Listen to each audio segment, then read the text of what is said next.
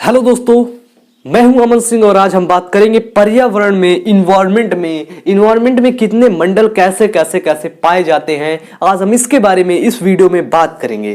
तो friends, video को like करके चैनल को सब्सक्राइब कर दीजिए, कैमरामैन हीटर को ऑन कर दीजिए। ठीक है दोस्तों, चलिए देखते हैं। सबसे पहला मंडल आता है नंबर एक पे आता है क्षोभ मंडल। क्षोभ मंडल क्या होता है? पृथ्वी की ऊपरी सतह से जब हम 20 किलोमीटर या 25 किलोमीटर ऊपर जाएंगे, ठीक है, अगर हम समुद्र तल से 20 किलोमीटर की ऊंचाई पर जाते हैं तो हमको क्या उतना 20 किलोमीटर की ऊंचाई के पहले ही हमको क्षोभ मंडल मिलता है। क्या मिलता है? क्षोभ मंडल। और ध्रुवीय क्षेत्रों से, मतलब जहां पे बहुत बर्फ होती है, वहां से आप जब 8 किलोमीटर की ऊंचाई पर चले जाएंगे तब आपको वहां पर क्षोभ मंडल मिल जाएगा। ठीक है, अगर समुद्र तल से 20 किलोमीटर, ध्रुवीय क्षेत्रों से 7-8 किलोमीटर। अब इसकी खास बात क्या है क्षोभ मंडल की? क्षोभ मंडल की खास बात, सबसे पहली खास बात यह है कि ये जीवों को जीने के लिए सबसे आवश्यक मंडल होता है। क्षोभ मंडल में ही सारे जीव जीवित रहते हैं या जीवन अपना यापन करते हैं। किसमें? सिर्फ और सिर्फ क्षोभ मंडल में। ठीक है, अब देखते हैं कि इसी क्षोभ मंडल में सारी वायुमंडलीय घटनाएं घटती हैं। वायुमंडलीय घटनाएं जैसे क्या क्या हो सकती हैं? जैसे कि वर्षा होती है, बादल का बनना, बिजली, तूफान। हमको बादल दिखाई देते हैं, वो हमको क्षोभ मंडल में दिखाई देते हैं क्योंकि वहां से 20 किलोमीटर की ऊंचाई पर है। स्टूडियो को बाहर जाएंगे, बादल देखेंगे, बिजली कड़के की वर्षा होगी, सब क्षोभ मंडल में ही होती है। याद रखिएगा इसको।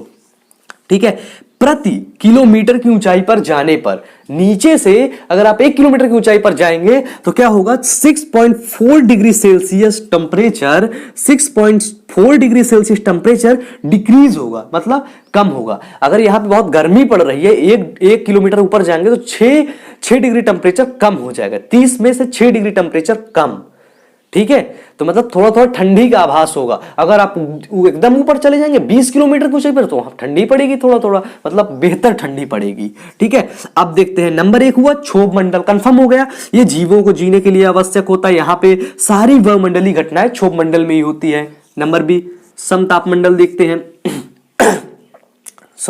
समतापमंडल क्या होता है कि पृथ्वी तल से 50 किलोमीटर की ऊंचाई पर जाने पर, पृथ्वी तल से 50 किलोमीटर की, मतलब 20 किलोमीटर में क्षोभ मंडल आ गया, 20 के ऊपर 30 किलोमीटर में जब आता है तो वहां पे उसे हम कहते हैं समतापमंडल। क्या बोलते हैं दोस्तों? समतापमंडल। समतापमंडल की खास बात देख लीजिए कि समताप, नाम क्या है इसका? समताप, मतलब जहां पर ताप समान हो। तो समतापमंडल में क्या होता है? तापमान हमेशा समान ही रहता है, वहां पे कोई टेंपरेचर नहीं, वहां पे हवा तक नहीं ऐसे ऐसे चलती है।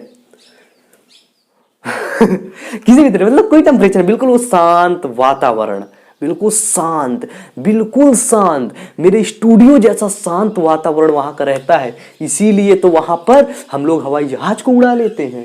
ठीक है, देखिए समताप मंडल में ही वायुमंडलीय घटनाएं नहीं होती हैं, कोई भी घटना नहीं होती है, इसीलिए वहां पर वायुयान उड़ाना संभव है।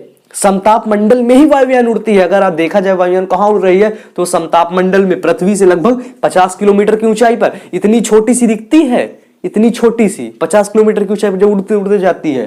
ठीक है, तो कौन सा होगा? समताप मंडल। नेक्स्ट देखते हैं, आया दोस्तों मध्य मंडल। मध्य मंडल क्या होता है? पृथ्वी तल से 80 किलोमीटर की ऊंचाई पर, पृथ्वी तल से 80 किलोमीटर की ऊंचाई पर कौन सा मंडल आता है? मध्य मंडल। मध्य मंडल, मध्य मतलब बीच का मंडल आता है। यहां पर तापमान क्या होता है? -80 डिग्री सेल्सियस होता है, मतलब बिल्कुल ठंडा। तो इसे हम ठंडा मध्यम भी कह सकते हैं या ठंडा मंडल भी कह सकते हैं, मतलब ये बीच का मंडल होता है, तो ये बहुत ही ठंडा रहेगा क्योंकि इसके जो नीचे है वहां पे तापमान कुछ होता ही नहीं, वहां पे हवाई जहाज उड़ेगी। ठीक है, आगे देखते हैं नंबर डी आयन मंडल। नाम से ही समझिए, मध्य मतलब बीच का, क्षोभ मंडल पृथ्वी पर रहने वाले जिसमें वायुमंडलीय घटनाएं होती है, समताप मंडल जिसमें तापमान समान हो, वायुयान उड़ेगी। Number 3 ion.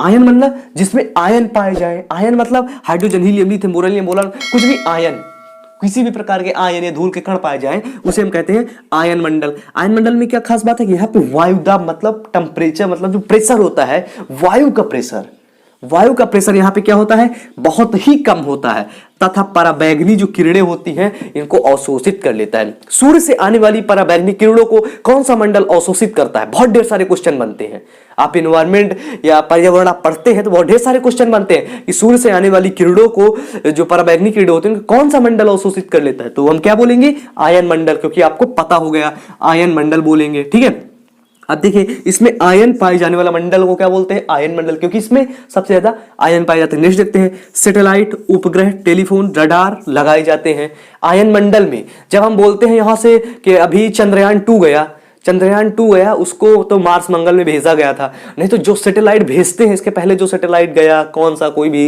है ना, कौन सा बोलते हैं, ये आपका सैटेलाइट गया था भारत करके, कोई मतलब भारत के नाम से गया था सैटेलाइट, भारत भेजा था सैटेलाइट, तो वहीं पे कहां पे? आयन मंडल में ही स्थापित किए जाते हैं, आयन मंडल में ही वो जाते हैं ऐसे उड़ के।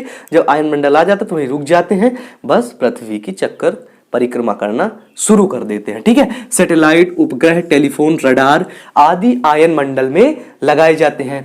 अब बच रहा है सिर्फ और सिर्फ एक मंडल, उस मंडल का नाम है वायुमंडल। वायुमंडल क्या होता है? पृथ्वी तल से, जब हम पृथ्वी के तल से 400 किलोमीटर की दूरी की ऊंचाई पर चले जाते हैं तो वहां वायुमंडल होता है। वायु मतलब सबसे बाहरी वातावरण, पृथ्वी के बाहरी वातावरण। ठीक है, जैसे आप लोग देख रहे हैं, ये एक क्या है बताइए? मार्कर है। मार्कर के अंदर कई ढेर सारी परतें पाई जाती है, यही आप समझ लीजिए ये पृथ्वी है, इसके अंदर कई ढेर सारी परतें पाई जाती हैं। क्षोभ मंडल पा गया, समताप मंडल, मध्य मंडल, आयन मंडल। अब इसके जो बाहरी वातावरण हो गए, बाहरी वातावरण क्या हो गया?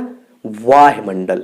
मतलब अंदर से जब हम चलेंगे 20 से 400 किलोमीटर की दूरी पर चले जाएंगे तो हमको क्या होगा? वायुमंडल होगा। वायुमंडल की खास बात क्या है? यहां पे हाइड्रोजन गैस और हीलियम गैस का विशाल भंडार है।